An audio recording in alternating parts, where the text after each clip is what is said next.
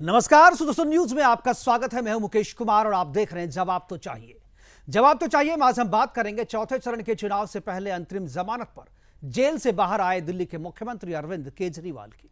अरविंद केजरीवाल के बयानों की, बीजेपी, मोदी, अमित शाह और योगी पर किए उनके प्रहार की। करीब 50 दिनों के बाद जेल से बाहर आए केजरीवाल के सिर पर 20 दिनों के बाद वापस जेल जाने की तलवार लटक रही है। उनकी पीड़ा, उनका तनाव, उनके अंदर चल रहे उथल पुथल को समझना आसान नहीं, लेकिन फिर भी जो बातें वो बोल रहे हैं, अपनी पार्टी और कार्यकर्ताओं को जो संबोधित कर रहे हैं, उनसे हम उनका आकलन जरूर करते रहते हैं और आज भी अपने प्रोग्राम में हम उनका आकलन करेंगे। कानून के जानकार तो उनकी जमानत के आधार पर भी सवाल खड़े कर रहे हैं। ईडी ने जमानत का विरोध करते हुए जो तर्क दिए थे, कोर्ट द्वारा उसे नजरअंदाज करने पर भी बहस जारी है। केजरीवाल जी को जमानत तो मिल गई है, लेकिन शर्त की बेड़ियां उनके पांवों में बंधे हैं। वो आजाद तो हो गए हैं, लेकिन उड़ने के लिए जो आकाश उन्हें दिया गया है उसकी सीमा तय कर दी गई है। अब उनकी काबिलियत इस बात से तय होगी कि सीमित आकाश में बेड़ी से बंधे पांव के साथ वो कितनी दूरी तय कर पाते हैं और चुनाव में क्या खेल कर पाते हैं। जिस चुनाव के प्रचार के लिए उन्हें जमानत मिली है, उस चुनाव में वो कितना असर डाल पाते हैं। लोगों की नजर इस बात पर भी है कि 20 दिनों में इंडी गठबंधन केजरीवाल की आजादी का कितना उपयोग कर पाती है। केजरीवाल दिल्ली और पंजाब में ही अपना पूरा समय देंगे या केजरीवाल को इंडी गठबंधन में शामिल पार्टियां भी अपने यहां प्रचार के लिए बुलाएगी। जिस शराब नीति के कारण या जिस शराब नीति घोटाले के कारण वो जेल भेजे गए थे, वो आरोप गंभीर है। ईडी के सवालों का केजरीवाल या उनकी लीगल टीम के पास कोई जवाब नहीं है। ईडी की चार्जशीट में पूरी आम आदमी पार्टी को घोटाले का जिम्मेदार बताया गया है और अरविंद केजरीवाल को घोटाले का किंगपिन। दिल्ली में केजरीवाल अपनी पार्टी के लिए प्रचार करेंगे जो कांग्रेस के साथ गठबंधन में खड़ी है। पंजाब में वो कांग्रेस के खिलाफ प्रचार करेंगे और बाकी जगहों पर उनकी पार्टी का चूंकि कोई वजूद नहीं है, इसलिए वो शायद नहीं जाए। गठबंधन की पार्टियां उनकी आजादी का किस तरीके से फायदा उठाएगी, यह अभी सामने आना बाकी है। आज हम अपने प्रोग्राम में चर्चा करेंगे कि क्या केजरीवाल को मिली जमानत का फायदा उनकी पार्टी को मिल पाएगा। क्या उनकी आजादी 2024 के चुनाव पर कोई असर डाल पाएगी। केजरीवाल अपने संबोधन में जिस तरीके से बीजेपी के अंदरूनी मसलों पर हमला कर रहे हैं, क्या उसका असर बीजेपी के वोटरों पर दिखेगा। क्या केजरीवाल को मिली जमानत भ्रष्ट नेताओं के लिए प्रोत्साहन है। करेंगे चर्चा, और चर्चा के लिए हमारे साथ कुछ मेहमान होंगे, उनसे मैं आपका परिचय करवाऊंगा। दो मेहमान हमारे साथ स्टूडियो में भी हैं, उनसे भी परिचय करवाऊंगा। लेकिन पहले एक छोटी सी रिपोर्ट और जो प्रतिक्रिया अरविंद केजरीवाल के जेल से आने के बाहर के बाद, उनके संबोधन के बाद बीजेपी के नेताओं ने दी है, उन प्रतिक्रियाओं को पहले सुनते हैं, उसके बाद मेहमानों से परिचय और फिर चर्चा की शुरुआत। प्रचार के लिए शर्त के साथ अंतरिम बेल पर तिहाड़ जेल से बाहर आए दिल्ली के मुख्यमंत्री अरविंद केजरीवाल और बीजेपी के बीच सुपर पॉलिटिकल सैटरडे देखने को मिली, जहां एक ओर अरविंद केजरीवाल बीजेपी का अगला उत्तराधिकारी कौन होगा इसका दावा कर रहे थे, तो वहीं दूसरी ओर बीजेपी पूछ रही थी कि जेल तो गए, लेकिन आपका उत्तराधिकारी कौन है ये नहीं बता पाए। अगर इनकी सरकार बनी तो पहले अगले 2 महीने में योगी जी को निपटाएंगे ये, और उसके बाद मोदी जी के सबसे खास अमित शाह को ये प्रधानमंत्री बनाएंगे। मगर हम एक बात कहना चाहेंगे कि चाहे वो उनके दारू का प्रभाव हो या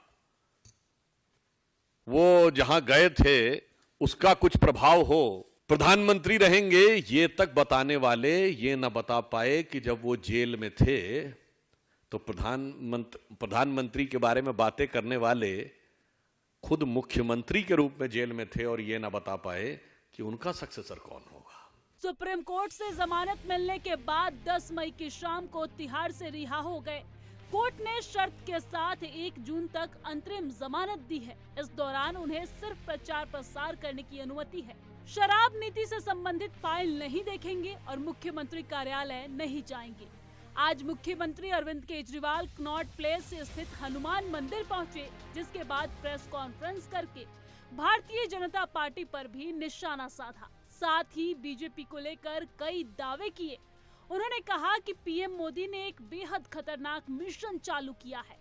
उस मिशन का नाम है वन नेशन वन लीडर। अगर पीएम मोदी चुनाव यह जीत गए तो 2 महीने में उत्तर प्रदेश का मुख्यमंत्री बदल दिया जाएगा। अगले साल 17 सितंबर को वो रिटायर हो रहे हैं। इसके बाद वो अमित शाह को पीएम बनाएंगे। ये लोग इंडिया गठबंधन से पूछते हैं आपका प्रधानमंत्री कौन होगा? मैं बीजेपी से पूछता हूं, आपका प्रधानमंत्री कौन होगा? आप लोग सोच रहे होंगे केजरीवाल क्या बात कर रहा है, मोदी जी होंगे। नहीं, मोदी जी अगले साल 17 सितंबर को 75 साल के हो रहे हैं। बीजेपी के अंदर मोदी जी ने 2014 में मोदी जी ने खुद ने रूल बनाया था कि बीजेपी के अंदर जो भी 75 साल का होगा उसको रिटायर कर दिया जाएगा। सबसे पहले आडवाणी जी को रिटायर किया गया, उसके बाद मुरली मनोहर जोशी जी को रिटायर किया गया, फिर सुमित्रा महाजन को रिटायर किया गया, फिर यशवंत सिन्हा को रिटायर किया गया। अब मोदी जी अगले साल 17 सितंबर को रिटायर होने वाले हैं। तो मैं बीजेपी से पूछना चाहता हूं, आपका प्रधानमंत्री का दावेदार कौन है? अगर इनकी सरकार बनी तो पहले अगले 2 महीने में योगी जी को निपटाएंगे ये, और उसके बाद मोदी जी के सबसे खास अमित शाह को ये प्रधानमंत्री बनाएंगे। तो मैं लोगों को, देश के लोगों को आगाह करना चाहता हूं, मोदी जी अपने लिए वोट नहीं मांग रहे, मोदी जी अमित शाह को प्रधानमंत्री बनाने के लिए वोट मांग रहे हैं। केजरीवाल के बयान का जवाब खुद गृह मंत्री अमित शाह ने दिया। उन्होंने कहा कि इस बात में कोई कंफ्यूजन नहीं है कि नरेंद्र मोदी ही आगे देश का नेतृत्व करेंगे, भले ही वो 75 साल के हो जाए। मैं अरविंद केजरीवाल एंड कंपनी और पूरे इंडिया अलायंस को कहना चाहता हूं, मोदी जी 75 साल के हो जाए, इससे आपको आनंदित होने की जरूरत नहीं है। ये भारतीय जनता पार्टी के संविधान में कहीं नहीं लिखा है। मोदी जी ही ये टर्म पूरी करेंगे और मोदी जी ही आगे देश का नेतृत्व करते रहेंगे।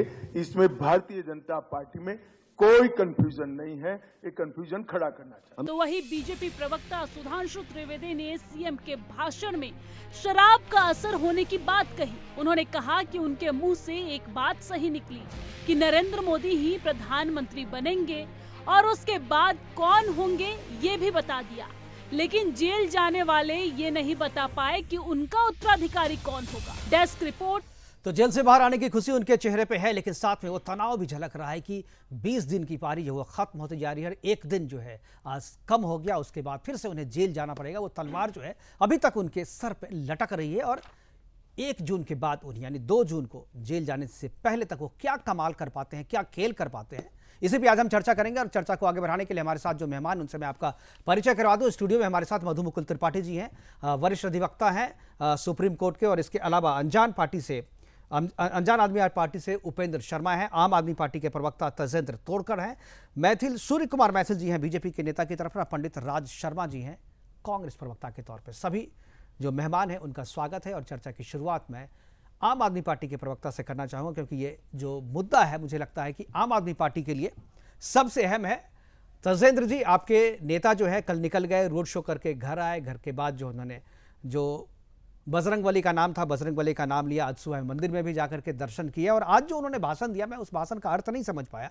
2 चीज़ें उनके मैं चाहता हूँ कि आप हमारे दर्शकों को 2 चीज़ें उन्होंने कहा। एक कहा उन्होंने कि अगले जो वोट मांगी जा रही है ये मोदी जी के लिए नहीं बल्कि ये अमित शाह को प्रधानमंत्री बनाने के लिए मांगे। और साथ में उन्होंने यह भी कहा कि उनका एक मिशन है, खतरनाक मिशन है कि 1 नेशन 1 लीडर। ये दोनों चीज़ मुझे लग रहा है कि कंट्राडिक्ट कर रही है एक दूसरे को।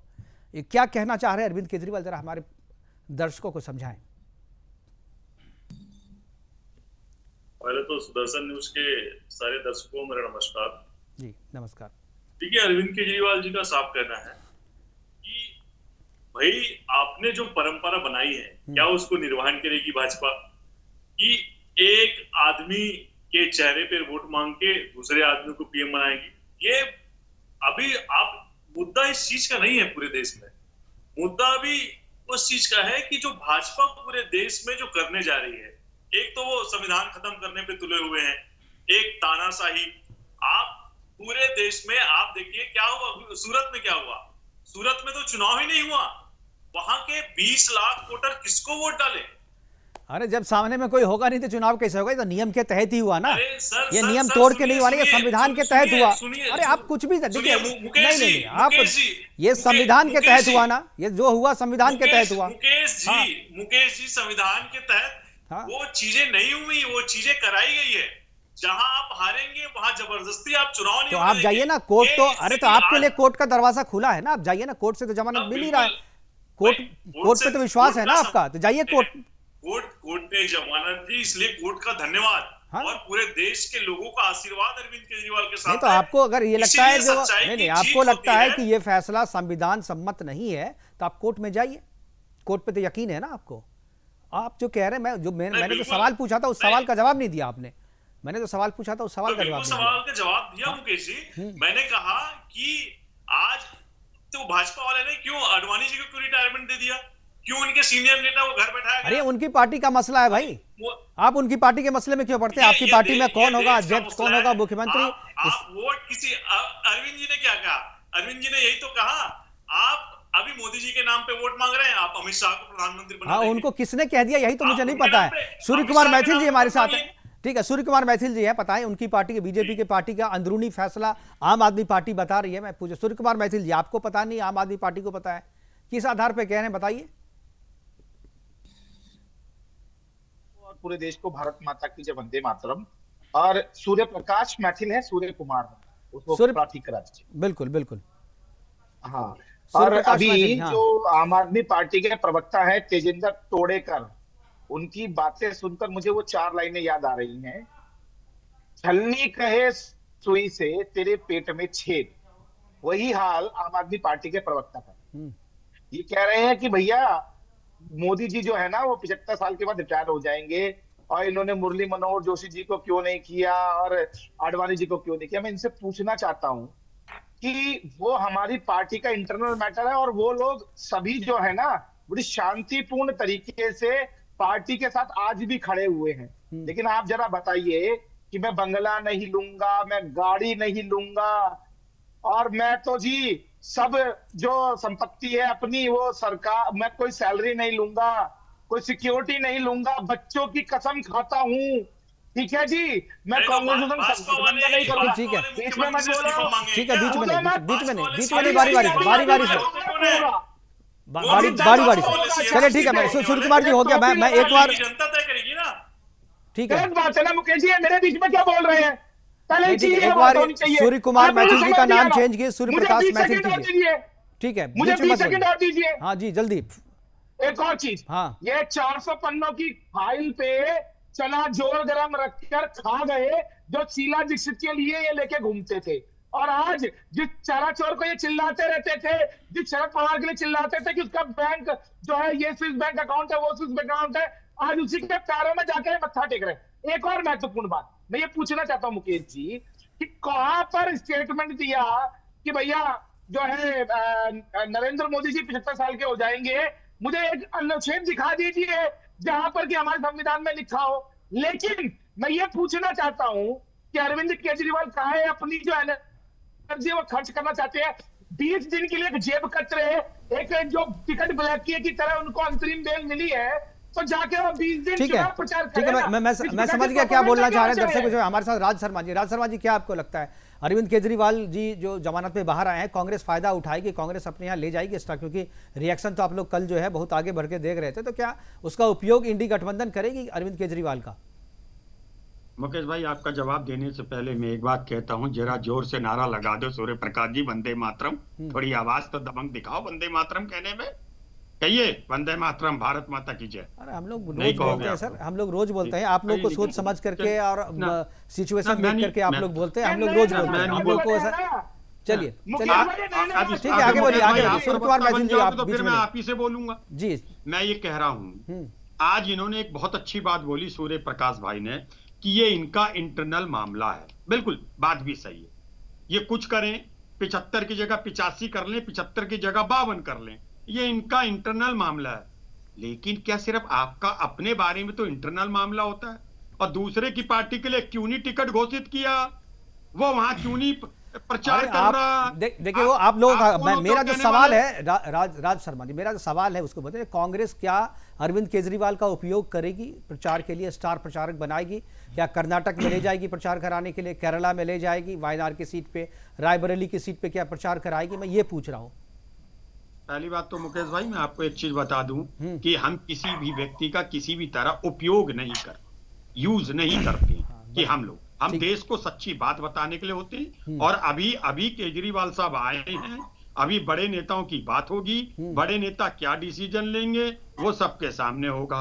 और दूसरी बात, अगर केजरीवाल साहब अमेठी भी जाएंगे और रायबरेली भी जाएंगे, लखनऊ भी जाएंगे, कहीं भी जाएं, तो क्या वो देश के नेता नहीं, एक प्रदेश के मुख्यमंत्री, उसमें उन्हें सफाई नहीं देनी। 20 दिन में उसको कहां ले जाएंगे, मैं जानना चाहता हूं, देश की जनता जानना चाहती है ना। जितने उत्साहित आप लोग थे, तो मैं 20 दिन में क्या करेंगे, या वो दिल्ली पंजाब ही घूमते रहेंगे, ये मैं पूछ रहा हूं। अरे मेरी बात ही नहीं समझ रहे, कहां घूमने जा रहे हैं वो? 20 दिन बहुत होते हैं, 20 दिन कम है क्या? 20 दिन में चुनाव खत्म हो जाएगा, क्या वही जाएंगे? वो नहीं जा सकते, उनको जमानत मिली। मैं तो पूछ रहा हूं कुछ और, जवाब आप कुछ और दे रहे हैं। मैं कह रहा हूं 20 दिन में क्या कांग्रेस कर्नाटक ले जाएगी उन्हें प्रचार कराने के लिए?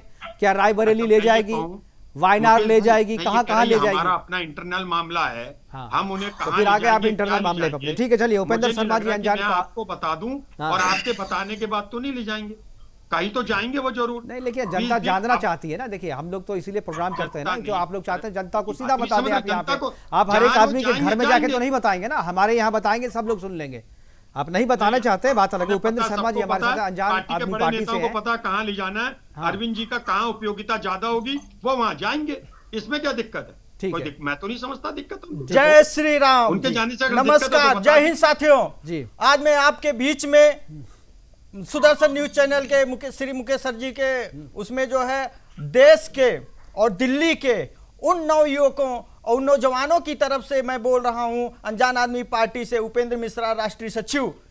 आज मैं बताना चाहता हूं कि अरविंद केजरीवाल ने जिस तरह से 2012, 13, 14 में देश के नवयुवाओं को जो बेरोजगार करने का जो बेड़ा उठाया, उसने इतना गर्त में डाल दिया नवयुवकों को कि जिसकी कोई सीमा नहीं है। इस आपिये, इस बहरूपिये को अगर जितना कुछ कहा जाए वो कम से कम है, क्योंकि इस व्यक्ति ने दिल्ली को दारूबाज बना दिया, दिल्ली को दारूबाज बना दिया। अब तो इस पार्टी का नाम आप ना रह करके आपिये हो जाना चाहिए, क्योंकि आप पिए भाई, दारू जब तुमने 1 से 2 कर दिया, फ्री कर दिया, इसका मतलब आप पिए, आओ बैठ कर पिए।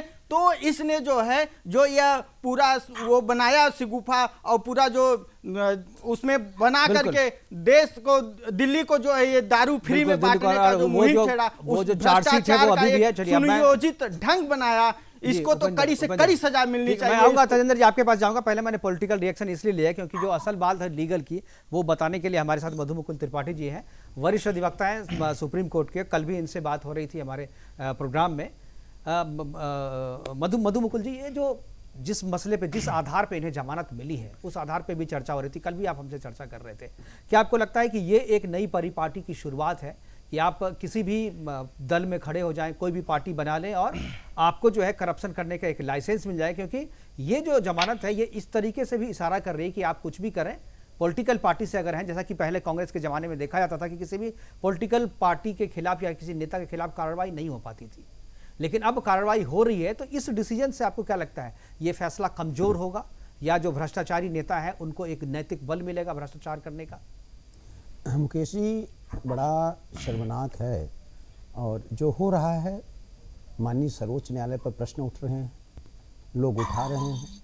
आपने देखा होगा, मैं पहले इस फैसले पर आने से पहले इस विषय को रखना चाहूँगा कि जब अरविंद केजरीवाल अरेस्ट हुए तो पश्चिमी देशों ने आवाज़ उठाने का प्रयास किया। बिल्कुल, यानी कहीं ना कहीं प्रेशर है, कहीं ना कहीं धुआं है जो आग के कारण हुआ है। बिल्कुल। अब प्रश्न उठता है कि अरविंद केजरीवाल को क्या क्लीन एंटीसीडेंट दिया जा सकता है? अगर कोई मित्र जो देख रहे हैं इस चैनल को, मैं उनसे अनुरोध करूंगा कि वो सीआरपीसी की धारा 175 को पढ़ें। 175 में जो लिखा गया है उसमें है, मैं पढ़ना चाहूंगा कि उसमें लिखा है, एवरी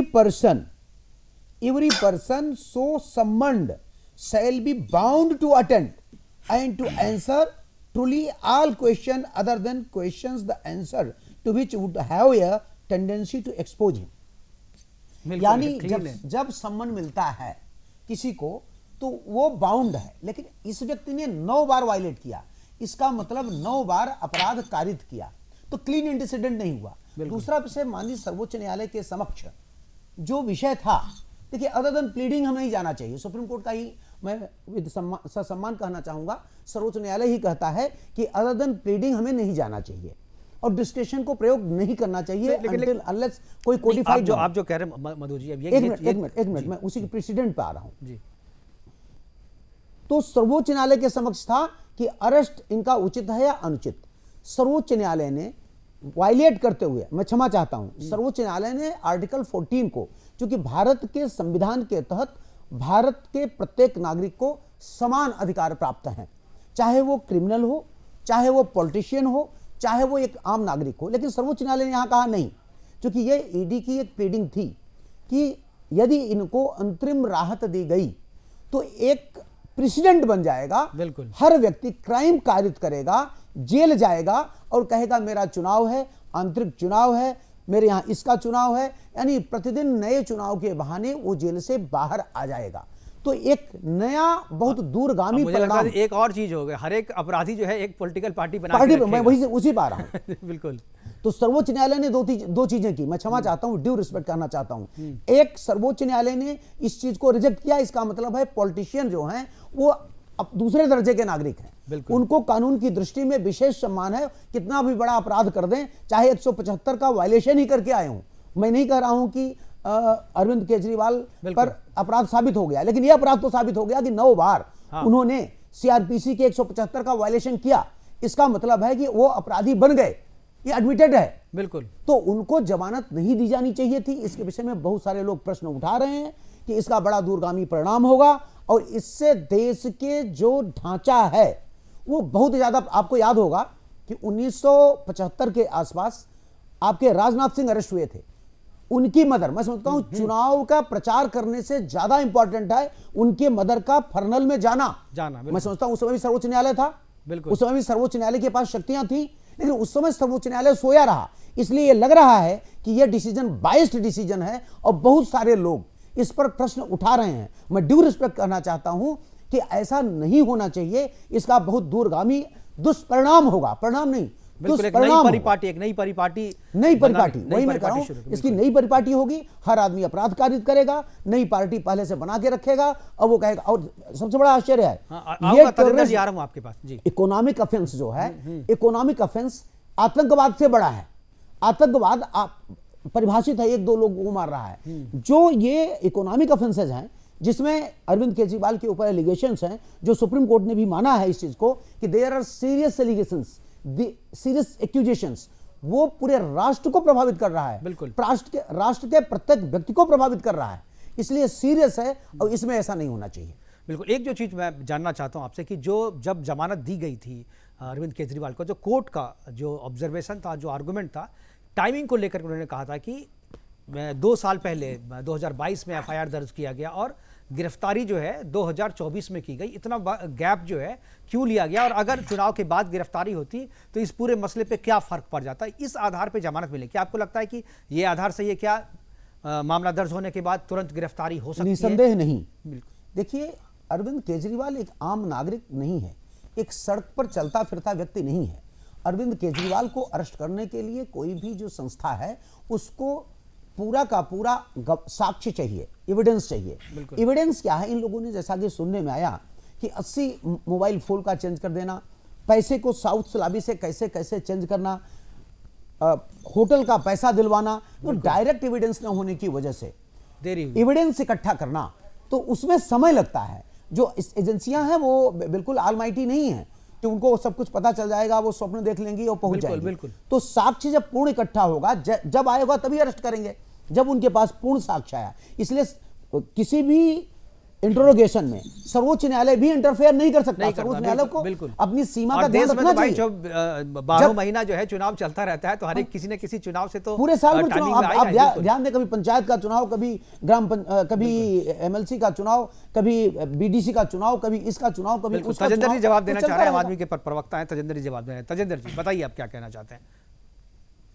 देखिए, मैं मुकेश जी, हमारे अधिवक्ता साहब जो बोल रहे थे, देखिए ये मामला अलग है, ये पीएमएलए का मामला है। अगर कहीं मनी ट्रेल है तो ईडी दिखाए ना। आपने कल 7वां चालान पेश किया, 7वां चालान ईडी ने पेश किया, उसमें अरविंद केजरीवाल का नाम कहीं नहीं है। तो अरविंद केजरीवाल और समन की बात करूं तो हर समन पे अरविंद केजरीवाल ने ये पूछा था, बाकायदा लिखित में जवाब पूछा था कि आप बताइए आप हमें किस हिसाब से बुला रहे हैं। आज भी आप समझिए 1.5 साल 2 साल से मामला चल रहा है, आज तक किसी भी में अरविंद केजरीवाल का नाम नहीं आया। क्या बात कर रहे हैं? दूसरा चीज क्या बात कर रहे हैं? चार्जशीट जो दिया उसमें किंग पिन के रूप में ईडी ने कोर्ट में भी कहा है, चार्जशीट में नाम है, चार्जशीट में नाम है भाई साहब। Money trail Mukesh ji, money trail कहीं साबित, मनी ट्रेल मुकेश जी कहीं साबित नहीं हुई है। दूसरी चीज आपको बताऊं, जिस व्यक्ति के बयान से सुनिए कि इनको पहले चार्जशीट में ही अंदर कर देना चाहिए था केजरीवाल का। ये स्वीकार कर रहे हैं, ये स्वीकार कर रहे हैं कि अरविंद केजरीवाल को पहली बार चार्जशीट में ही अंदर कर देना चाहिए था। अरे दिल्ली में एक पार्षद तो जिता दो आप लोग, उसके बाद बात करना। जीतेगी घबराओ मत, दिल्ली से आपियों को उखाड़ फेंकेगी जनता, घबराइए मत। उपेंद्र जी बारी बारी से, उपेंद्र जी बारी बारी से, उपेंद्र जी बारी बारी भ्रष्टाचारियों को उखाड़ के फेंकेगी, दारूबाजों को। उपेंद्र जी बारी बारी जी बोलिए। जिस व्यक्ति के बयान से अरविंद केजरीवाल को गिरफ्तार किया गया, उसी व्यक्ति ने भाजपा को 60 करोड़ का चंदा दिया है, 60 करोड़ का इलेक्टोरल बॉन्ड दिया है। तो भाजपा के एफआईआर दर्ज क्यों नहीं होती? ईडी वाले क्यों एफआईआर दर्ज नहीं कराते भारतीय जनता पार्टी पे?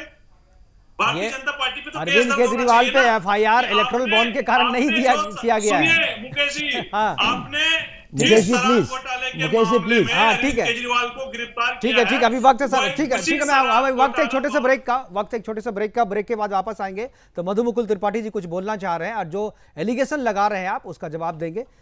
वक्त एक छोटे से ब्रेक का, तुरंत वापस लौटेंगे।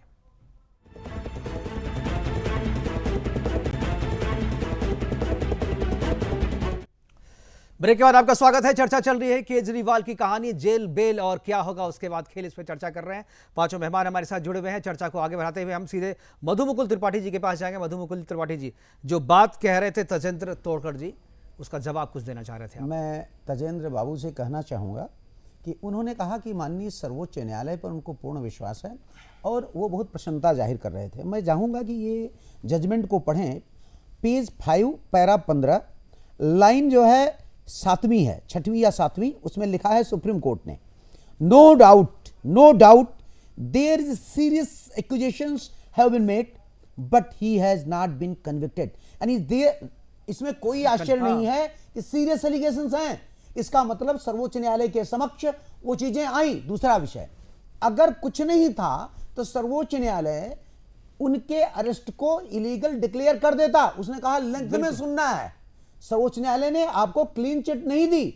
और आपको याद होना चाहिए कि सर्वोच्च न्यायालय ने आपके अरविंद केजरीवाल को मुख्यमंत्री मानकर नहीं छोड़ा है। पढ़िएगा जरा, वो व्यक्ति अपराधी के रूप में ही छोड़ा गया है, क्योंकि उस व्यक्ति को कोई अधिकार नहीं है, न तो अपने सेक्रेटरीट में जा सकता है, न किसी फाइल पर साइन कर सकता है। यानी क्लीन चिट नहीं है। क्लीन चिट होती जी, सूर्यप्रकाश जी आऊंगा मैं आपके पास जी, वो क्लीन चिट होती तो जाकर के साइन करने की उनका अधिकार होता, अपने सेक्रेटरीट में जाने का अधिकार होता। सुप्रीम कोर्ट ने वो भी अधिकार नहीं दिया है। दूसरी विषय, 2 तारीख को विदाउट फेल अरविंद केजरीवाल को जेल अथॉरिटी के समक्ष अपने आप को प्रस्तुत करना होगा। इसलिए कृपया ऐसा न कहें कि बिल्कुल कोई एलिगेशंस नहीं है, कोई प्रमाण नहीं है, कोई साक्ष्य नहीं है। बिल्कुल क्योंकि माननीय सर्वोच्च न्यायालय एक सवाल और मधु मुकुल जी, एक सवाल और मैं आपसे पूछूं, लेकिन उससे पहले जो सूर्यप्रकाश मैथिल जी कुछ बोलना चाह रहे हैं। सूर्यप्रकाश जी बताइए क्या कहना चाह रहे हैं। देखिए, आम आदमी पार्टी की सदैव रणनीति ये रही है कि वो हर चीज को सेंसेशनलाइज करके दिखाता है, फर्जी बातें उसमें प्लांट करता है और छेपक लगा के बताता है। अब जैसा कि अभी वरिष्ठ अधिवक्ता जी ने लाइनें पढ़ के भी सुना दी, उसके अंदर मैं एक और चीज इंक्लूड करना चाहता हूं कि सुप्रीम कोर्ट में इन्होंने अपनी गिरफ्तारी को चैलेंज किया कि ये गिरफ्तारी जो है अवैध है, लेकिन सुप्रीम कोर्ट ने कहीं भी ये नहीं कहा कि गिरफ्तारी अवैध है। दूसरी चीज, आप इस अंतरिम बेल को केवल इस प्रकार ले सकते हैं मुकेश जी, कि जैसे कि कोई अरेस्ट होता है जेब कतरा कोई टिकट ब्लैक किया, कोई शराब माफिया, ये नहीं, ठीक है, देखिए अब राहत तो मिली है, बेल तो मिला है, इसमें कोई नहीं। और तो मुझे पूरा बोल लेने का मौका दे दीजिए प्लीज, निवेदन है मेरा। इस प्रकार का जैसे कोई व्यक्ति होता है, उसके घर में कोई परेशानी हो जाती है, जैसे कि उसका भाई की तबीयत खराब हो जाए, या उसकी माँ जो है उनकी माँ पूरी हो जाए, या बहन की शादी निकल आए, तो वो पैरोल मांगता है, कन्विक्टेड पैरोल मांगता है, और अनकन्विक्टेड जो होता है वो जेल में है तो वो अंतरिम बेल मांगता है। केवल उसी प्रकार से उन्होंने चुनावों का हवाला देकर सुप्रीम कोर्ट को इस बात के लिए कन्विंस किया कि 20 दिन इधर और 20 दिन उधर में कोई फर्क नहीं है, हम सरेंडर हो जाएंगे।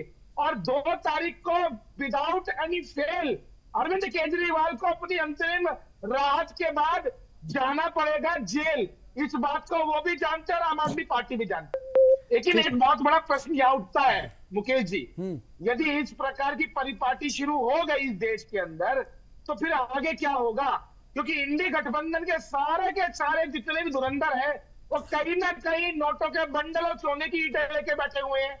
ईडी और सीबीआई उनको लगातार चेक कर रही है, इनको आदत है। देखिए कांग्रेस के भी जितने नेता हैं सब तो बेल पे ही बाहर हैं, इसलिए इन लोगों को आदत है। गठबंधन में ज्यादातर नेता जो है वो बेल पे ही है, तो इसमें कोई बहुत ज्यादा फर्क नहीं पड़ता। एक सवाल मधु मुकुल जी आपसे मैं जानना चाहता हूँ, जैसे कहा कि 20 दिन आगे या पीछे, कोई तड़ी पार भी नहीं है हमारा नेता, कोई तड़ी पार नहीं है नेता, कोई बेल पे तो राहुल गांधी जी बेल पे है ना, राहुल गांधी जी बेल पे है, सोनिया गांधी जी बेल पे है, जो फैक्ट है वो वैसे बोल रहा बन जाओगे तो गलत बात है। आप ही बीजेपी के प्रवक्ता की तरह बोलोगे मुकेश भाई। नहीं, अब ये फैक्ट है, फैक्ट तो बोलना पड़ेगा ना भाई, फैक्ट तो बोलना पड़ेगा ना। आपको बुरा लगे, मैं इसके लिए कुछ नहीं कह सकता, फैक्ट तो फैक्ट है। कि अमित शाह जी 3 साल जेल में रहे। हाँ ठीक है, तो ये मैं कहाँ कह रहा हूँ नहीं रहे, मैं कहाँ कह रहा हूँ, बोलिए आप। चलिए ठीक है, मैं एक बार अधिवक्ता मधु मुकुल जी के पास जाना चाहता हूँ। सूर्यप्रकाश महतो जी प्लीज, सूर्यप्रकाश जी प्लीज। मैं मधु जी, मैं इन्होंने कहा कि 20 दिन आगे या पीछे इससे कोई नहीं फर्क पड़ता मुझे, लेकिन मुझे लगता है कि समय बड़ा महत्वपूर्ण होता है। 20 दिन आगे पीछे करने से जो एक परिपाटी शुरू हुई उस पर असर पड़ता है। और एक चीज मैं जानना चाहूंगा खासतौर पे आपसे कि ये जो सारी चीजें हुई हैं, ये 20 दिन आगे पीछे का जो आर्गुमेंट दिया जा रहा है, इसको स्वीकार करके जो इंटरिम बेल दी गई है, क्या आपको लगता है इसके पीछे कौन है? क्या सही में मेरिट के आधार पर ये आर्गुमेंट गढ़ा गया है, या इसके पीछे भी कोई खेल है? मैं चाहूंगा कि उस जिस खेल की तरफ मैं इशारा कर रहा हूं जरा आप बताएं। ड्यू रिस्पेक्ट, भारत के अधिकतर जो न्याय प्रणाली से जुड़े लोग हैं इस पर प्रश्न उठा रहे हैं। अभी मैं कहीं हरीश साल्वे का भी बयान पढ़ा, और मैं बहुत सारे अधिवक्ताओं से व्यक्तिगत रूप से बात किया। सबका कहना है कि सरकार आपकी है, सिस्टम उनका है। आपको याद होगा, अभी हमारे मित्र कह रहे थे 3 साल तक तड़ी पाल रहे। उनको मैं बता दूं कि अमित शाह को जब 3 माह जेल में रहने के बाद शुक्रवार 29 अक्टूबर को जमानत मिली थी। एकाएक शनिवार के दिन सुप्रीम कोर्ट के आफताब आलम के घर पर विशेष अदालत आती है और 2 साल के लिए एंट्री बैन कर देते हैं। एकाएक तीस्ता सीतलवाड़ को फोन पर जमानत मिल जाती है। मेरे जानकारी में, जहां तक मैंने अध्ययन के लिए रात में, मैं क्षमा चाहता हूं, टाइगर मेनन के लिए रात में सुनवाई हो जाती है, कहीं कोडिफाइड नहीं है। इसीलिए कहा जा रहा है जुडिशियल रिफॉर्म जरूरी है, जजों को अपनी संपत्ति को डिक्लेयर करना आवश्यक बनाना चाहिए। इसीलिए प्रश्न उठ रहा है कि मैं आपको आपके ही चैनल पर एक दिन कहा था तो सरकार भारतीय जनता पार्टी बीच में बोलना मत सीख, बीच में मत बोलिए। बहरुल इस्लाम की बात खुलेगी तो आपके बोलती बंद हो जाएगी। 1976 में क्या हुआ, आपने संविधान को कैसे खोल रहे हैं? थोड़ा बहुत तो हम भी पढ़े हुए हैं। आपने अगर पढ़े होते तो आप पढ़े होते तो शायद न बीच में बोलते। खोलेंगे बताइए आप। हाँ, इसलिए शांत रहिए, आप बात करेंगे तो समझाइए, बीच में नहीं बोलना चाहिए। राज सिखाइए, मैं बारी बारी से आऊंगा ना, सबके पास आ रहा हूँ, पूरा टाइम दे रहा हूँ। ठीक है, मैं आऊंगा, पंडित जी मैं आ रहा हूँ आपके पास। जी बोलिए। देखिए Mukesh, we are not here for your rally. मैं आपको दे रहा हूं। The person who don't know anything without going through the facts, he is before national channel. बिल्कुल। This is जी, बात पूरी करिए सर, बात पूरी। देखिए क्या है कि विषय हमारा ये है कि प्रश्न क्यों उठ रहा है। मैं पूछना चाहता हूं कि भारत के जितने नागरिक हैं, कितने लोगों को, मुझे तो नहीं लगा, आज तक मैंने नहीं पढ़ा है कहीं कि फोन पर बेल मिल जाए। मैंने नहीं सुना है कि चीफ जस्टिस कहीं बैठे हों और एकाएक कहें कि इनकी सुनवाई कर लो। किसी आम आदमी के लिए भूखा मर रहा हो, उसके लोग मर जाएं। मुझे अभी पढ़ा था विष्णु तिवारी का, वो बेचारे, उनके पूरा परिवार खत्म हो गया, बिल्कुल, बाद में बरी हुए, लेकिन जेल से बाहर नहीं नहीं आए। आ राजनाथ सिंह तो एक पॉलिटिकल पार्टी के थे, अपने मां के फनल में नहीं जा पाए। इसलिए प्रश्न उठ रहा है कि केवल एक वक्त के लिए क्यों, केवल आतंकवादियों के लिए क्यों, केवल राष्ट्र विरोधियों के लिए ही क्यों? डिस्क्रिप्शन का पावर इस्तेमाल अगर किया जा रहा है तो केवल राष्ट्र विरोधियों के लिए ही क्यों नहीं आम आदमी के लिए? यानी जिसका मतलब जिसके पास मोटा पैसा होगा, जो बहुत फेस वाले वकील को कर लेगा, उसको रिलीफ मिल जाएगी, और जो मर रहा है भले ही वो मेरिट पर सब कुछ सही है लेकिन उसको नहीं मिलेगा। इसलिए इस पर प्रश्न उठ रहा है। ड्यू रिस्पेक्ट मैं भी कहूंगा कि माननीय सर्वोच्च न्यायालय आत्मनिरीक्षण करे और सोचे कि क्या हो रहा है और क्या नहीं हो रहा है, क्या होना चाहिए, क्या नहीं ये जो होना कानून चाहिए। है, ये जो कानून है, इसमें 2018 में जो अमेंडमेंट किया गया था, उस अमेंडमेंट में तो साफ लिखा गया कि जब तक चार्जशीट नहीं होती है, जब तक ईडी विरोध नहीं करता रहेगा, तब तक बेल नहीं मिलेगा। तो फिर ये बेल जो है कि आपको लगता है ये पार्लियामेंट के ऊपर अपने आपको, देखिए मैंने आपको कहा, मैं भूल गया था बीच में, आपके ही चैनल पर कहा था कि एक मेरे विदेशी मित्र हैं, अधिवक्ता हैं, चर्चा के दौरान उन्होंने कहा कि आपको पता है कि पाकिस्तान में सेना शासन करती है, लेकिन आपके देश में तो मैं ऐसा पढ़ रहा हूं जुडिशरी शासन करने का प्रयास कर रही है, प्रत्येक कार्य में इंटरफेयर कर रही है। और मुझे लगता है कहीं ना कहीं कुछ बातें बिल्कुल। तो तजेंद्र जी कुछ बोलना चाहते हैं, तजेंद्र कुछ बोलना चाह रहे हैं, हमारे समय की भी कमी है जी। तजेंद्र जी बताइए। मुकेश जी, मैं दोबारा वही जिस चीज को आप लेके आ रहे हैं बार बार, अरविंद केजरीवाल कोई क्रिमिनल, कोई इरादतन बड़ा अपराधी नहीं है जिसको जमानत नहीं दिया जाए। दिल्ली की 2.5 करोड़ जनता ने उनको चुना है, वो एक राष्ट्रीय पार्टी के राष्ट्रीय अध्यक्ष हैं, वो एक मुख्यमंत्री हैं, पूर्ण रूप से और सिर्फ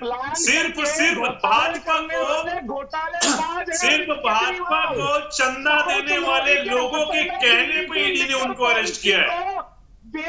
सिर्फ लेकिन कोर्ट ने अभी आपको क्लीन चिट नहीं दी है। कोर्ट ने ईडी भाजपा के एक विंग। चलिए, हमारे पास समय की कमी है, प्रोग्राम को वाइंड अप करना पड़ रहा है। आखिरी कमेंट मैं चाहूंगा, मधु जी आप कुछ बोलना चाह रहे हैं, 10 सेकंड प्लीज। मुकेश जी, इनका कहना कि आदतन अपराधी नहीं है, वो व्यक्ति आदतन अपराधी होता है जो सम्मान को वायलेट करे। एक नहीं 9 सम्मान को उन्होंने वायलेट किया। पहले सम्मान पर जाते कहते मेरे खिलाफ कुछ नहीं है, बताइए क्या है। बिल्कुल। तो शायद किसी तब लोग ये सवाल नहीं उठाते, बिल्कुल तब ये सवाल नहीं उठाते, और तब शायद उनकी गिरफ्तारी भी नहीं होती, तब शायद उनकी बिल्कुल 175 सीआरपीसी को पढ़ लीजिए, वायलेशन है उसका। बिल्कुल। हमारे पास समय की कमी है, प्रोग्राम को यहीं पर वाइंड अप करना पड़ेगा। हमारे साथ जुड़ने के लिए मधु मुकुल जी आपका, सूर्य प्रकाश मैथिल जी आपका, तजेंद्र जी आपका, राज पंडित जी आपका, उपेंद्र शर्मा जी आपका बहुत बहुत धन्यवाद, जुड़े और हमारे साथ इस महत्वपूर्ण चर्चा में आपने भाग लिया। लेकिन जिस तरीके से अरविंद केजरीवाल को जमानत मिली है और जमानत के बाद जिस तरीके से चर्चा हो रही है और सवाल उठाए जा रहे हैं कि जिस आधार पर उन्हें जमानत दिया गया है वो आधार गलत है, और इस आधार से एक गलत परिपाटी की शुरुआत हो रही है, जो कि आने वाले दिनों में लोकतंत्र में नए अपराध और राजनीति के गठजोड़ को जन्म देगा, और अपराधी जो है अब राजनीतिक पार्टी बनाकर अपने लिए एक डिफेंस तैयार करने के लिए आगे आते रहेंगे। फिलहाल अभी के लिए इतना ही, दीजिए इजाजत, नमस्कार।